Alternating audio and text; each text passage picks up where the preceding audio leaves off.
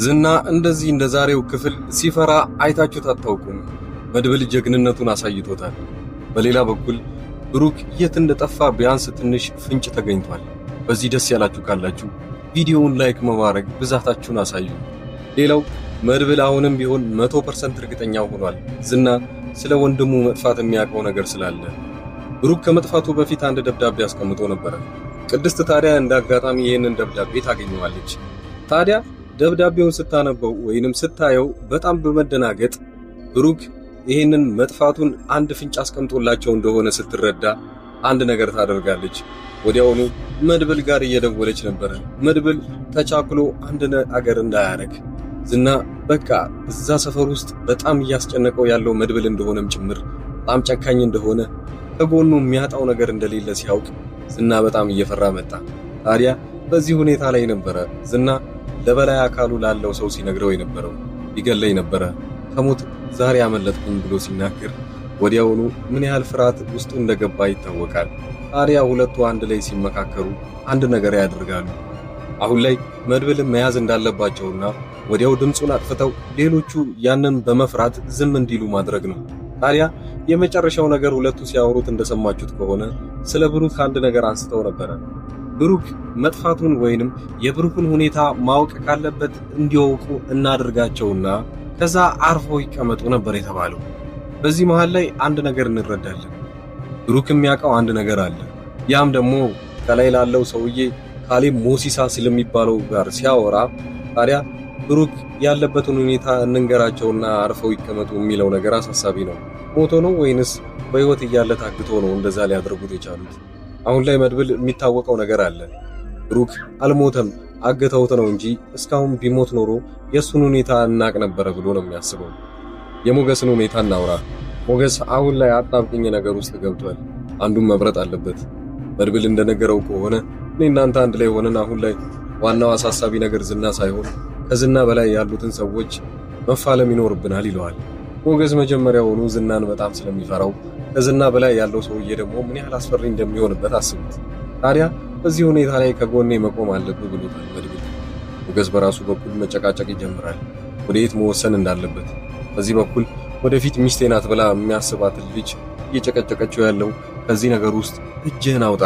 ታዲያ እኔም በፊት ምን እንዳረገኝ ታውቃለህ። አሁን ላይ በዚህ ሰዓት ላይ ሁለታችሁ አንድ ላይ ሆናችሁ አይደለም ሰፈር ምድሩ ዝናን ማንም አይችለውም። አሁንም ቢሆን የምነግርህ ነገር ቢኖር ከሱ ጋር እጅን አውጣና ሌላ ቦታ ሄደን የራሳችንን ህይወት እንኑር እያለችው ነው። ሚስቱ እያሰበች ያለችው ስለሱ ወደፊት እንደሚያደርጉት ወይንም ወደፊት በምን መልኩ መኖር እንዳለባቸው እያስረዳቸው ነው። ሞገስ ግን በዚህ ነገር በጣም ክፍተት አለበት። መጀመሪያውኑ መድብልን ምን ያህል እንደሚያከብረው ታውቃላችሁ። ለዛም ነው በቀላሉ ጥሎት መሄድ ስላልቻለ አሁን ደግሞ የባሰ ትልቁ ዱብዳ መጥቶበታል። ፈተና በሉት።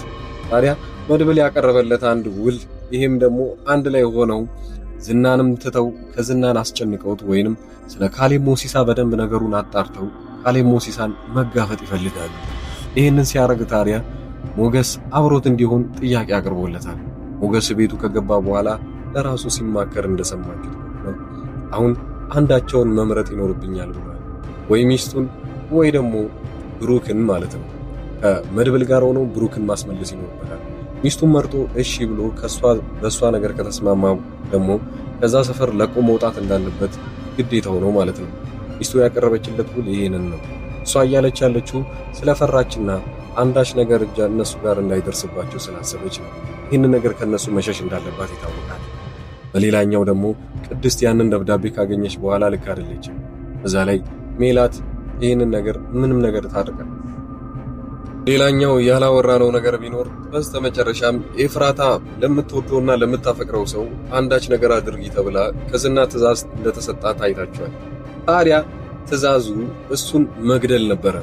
ይህን ነገር ስትሰማ ወዲያውኑ ነበር የደነገጠችው። ኤፍራታ ያለችው ማለት ለምን ይሄ ነገር መሆን የለበትም ብላ ብትከራከርም ግን ዝናን ከሱ በላይ በጣም ስለምትፈራው ያኔ እሺ ከማለት ውጭ አማራጭ አልነበራትም። በዚህ ሰዓት ደግሞ አንድ ውል ያቀርብላት ነገር ቢኖር ወይ እሱን ወይ ደግሞ የራስሽን ቀብር ታፋጥኛዋለሽ ብሏታል። ስለዚህ አንዱን መምረጥ ይኖርባታል። እንደሚገላት 100% እርግጠኛ ስለምትሆን ያኔ የሰጣትን መድኃኒት ወዲያውኑ ይዛ ወደ ቤቷ ትገባለች። መድኃኒቱ የሚገለው ነገር አይደለም፣ ነገር ግን ጊዜያዊ የሚያስተኛው ነገር ሆኖ ነበር የተገኘው። በዛ ሰዓት ግን እሷ ቤቷ በጋበዘችው መድብልን አሁን ላይ ካልጠጣህ እያለች ስታስጨንቀው ዋንዳች ነገር ተጠቅመህ ትሄዳለህ ብላ እሺ ብሎ ቁጭ ይላል። እዛ ሰዓት የቀረበለትን ነገር ከመጠጣት ውጪ ምንም አማራጭ አልነበረው። እውነትም ኤፍራታ ይሄንን ነገር ጨክና አድርገዋለች ወይንስ ሳታደርገው ነው እንዲጠጣ ያደረገችው? አሊያም ደግሞ እሱ ተርፎ በነጋታው የሚታይ ከሆነ እዛ ሰፈር ውስጥ ዝና ፊቱን የሚያዞረው ወደ ኤፍራታ ይሆናል ማለት ነው። ታዲያ ኤፍራታ የድረሱልኝ ጥሪ እንኳን አቅርባ ነበረ። እህቷ አጠገቧ ብትሆንም እንዴት ዝም ትያለሽ ብትላትም ዝና ወዲያውኑ ቀበል ያድርግና አንድ መልስ ይሰጣታል። እሷም ብትሆን ከኔ ጎን ነች፣ አንቺ የተለየ ነገር ከሷ አትጠብቂ፣ አንድ አይነት መልስ ነው የሚኖሩን፣ ስለዚህ ካንቺ የምንጠብቀው ይህንን ማድረግ ብቻ ይኖርብሻል ይላታል።